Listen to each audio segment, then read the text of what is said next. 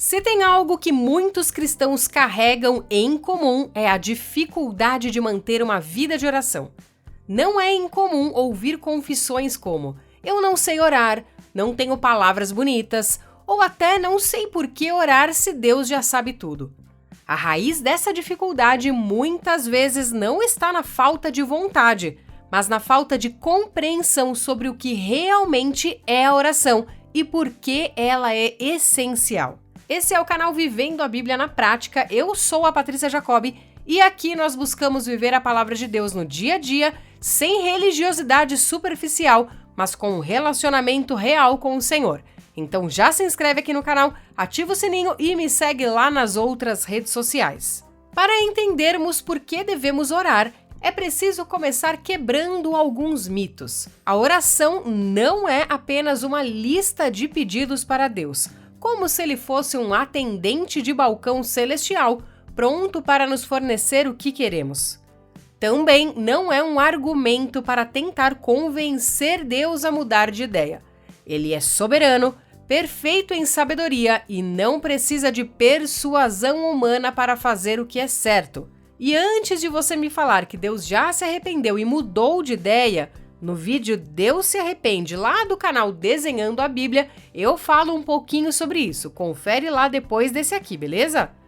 A oração também não é um item na nossa lista de tarefas espirituais para nos sentirmos bons cristãos. Fazer dela um ritual frio e mecânico esvazia seu sentido e a reduz a uma religiosidade sem vida. Algo que Jesus criticou duramente quando falou contra as repetições vazias. E por fim, a oração não é sobre desempenho espiritual. Ela não determina se você é mais ou menos espiritual ou cristão. Deus não está esperando que você use palavras rebuscadas ou cumpra um tempo mínimo de oração para ser aceita. Ele quer o seu coração. A Bíblia mostra que a oração é, antes de tudo, um meio de comunhão e transformação. É na oração que Deus fala conosco, não apenas por meio de uma voz audível, mas trazendo à nossa memória quem Ele é e quem nós somos diante dele. Em Deuteronômio 8, 2 e 3, Deus diz ao povo de Israel: "Lembrem-se de como o Senhor, o seu Deus, os conduziu por todo o caminho no deserto durante esses 40 anos, para humilhá-los e pôr-los à prova, a fim de conhecer as intenções do seu coração, para mostrar-lhes que nem só de pão viverá o homem, mas de toda a palavra que procede da boca do Senhor." A Luísa Nazaré diz que a oração é esse lembrar. Vivemos em uma correria insana, sufocados por medo, dor e preocupações.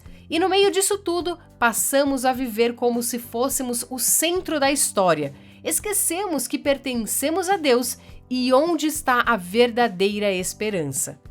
Na oração, Deus reconta a nossa história e nos reposiciona na realidade. Não somos o centro, não estamos no controle, mas somos filhos amados. Talvez você pense, mas eu não consigo orar muito bem. A boa notícia é que Deus não exige palavras bonitas, Ele quer sinceridade. Você é filho e fala com um pai de amor. Romanos 8,15 nos lembra. Pois vocês não receberam um espírito que os escravize para novamente temerem, mas receberam o Espírito que os adota como filhos, por meio do qual chamamos Abba Pai.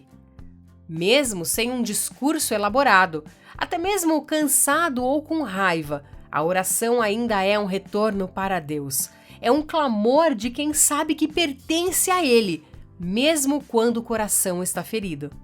Tim Keller resume isso bem. A oração é um ato de graça antes de ser um ato de disciplina. Não começamos orando porque somos espiritualmente fortes, mas porque somos dependentes de Deus. Você sabia que se sua igreja ou seu negócio precisa de um vídeo nesse formato aqui, você pode solicitar um orçamento comigo através do e-mail desenhandoabibliabr@gmail.com? Eu espero seu e-mail. Mas continuando aqui o nosso assunto, nosso mundo vive em velocidade máxima. Tudo é urgente, tudo é imediato. A oração é o convite de Deus para desacelerar. A oração não é apenas falar, mas ouvir e discernir a presença constante de Deus. O silêncio diante do Senhor também é oração. E muitas vezes é nesse silêncio que a alma mais se aquece. Quando negligenciamos a oração, começamos a viver uma vida de aparência. Continuamos servindo, pregando, ajudando, mas tudo se torna ativismo espiritual e o coração vai se desgastando. Perdemos de vista o motivo pelo qual estamos no reino e confundimos nossa missão com uma série de tarefas, com boas intenções, sim, mas sem o foco verdadeiro. A oração nos lembra que não estamos aqui para nos salvar pelo esforço, mas para reconhecer diariamente que precisamos de um Salvador. A vida cristã sem oração tende a produzir orgulho ou desespero. Orgulho porque achamos que conseguimos fazer tudo sozinhos, e desespero porque logo percebemos que não conseguimos. Quando nos aproximamos de Deus em oração, a graça deixa de ser apenas uma doutrina bonita e se torna experiência. Na presença dele, não há máscaras. A alma se aquieta porque não precisamos provar nada. Ele já nos conhece por inteiro e ainda assim nos ama. Essa consciência não vem de um momento de esforço humano, mas de um encontro com o próprio Cristo vivo. A oração é o modo pelo qual o céu e a terra se encontram. É onde a vida do reino começa a entrar em nossa rotina. Por isso, não orar significa viver como se estivéssemos sozinhos nesse mundo, quando, na verdade, o Rei está conosco. No fundo, toda oração sincera é um retorno. É como o filho pródigo voltando ao pai, mesmo sujo, cansado e sem ensaio no discurso. É um ato de humildade e confiança. Pai, estou aqui, preciso de ti. E ao final, o objetivo não é apenas que nossas circunstâncias mudem, embora Deus possa e queira agir nelas, mas que nós sejamos transformados no processo. A oração nos molda à imagem de Cristo. E antes de eu continuar esse vídeo, aproveita, já deixa seu like. Isso ajuda muito o canal a alcançar mais pessoas que também precisam aprender a viver a Bíblia na prática. Se existe um motivo definitivo para orarmos é esse: Jesus orava. Mesmo sendo o Filho de Deus, ele se retirava para estar a sós com o Pai. Antes de decisões importantes, em momentos de dor profunda, ou para agradecer, Jesus nos mostrou que a vida de oração não é opcional. E mais, ele não apenas nos ensinou a orar, mas garantiu que por meio do Espírito Santo teríamos acesso direto ao Pai. Hoje, não precisamos de um templo físico ou de um sacerdote humano para falar com Deus. Você não precisa de outra pessoa orando por você o tempo todo. Apesar de que sim, a intercessão é muito importante, mas não dependa dela. Você pode entrar no Santo dos Santos pela mediação única de Cristo Jesus. Aleluia!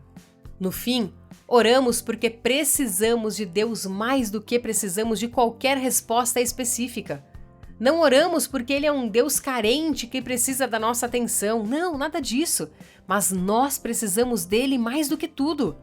Oramos porque sem Ele, a nossa vida se perde no ativismo, no medo e no orgulho.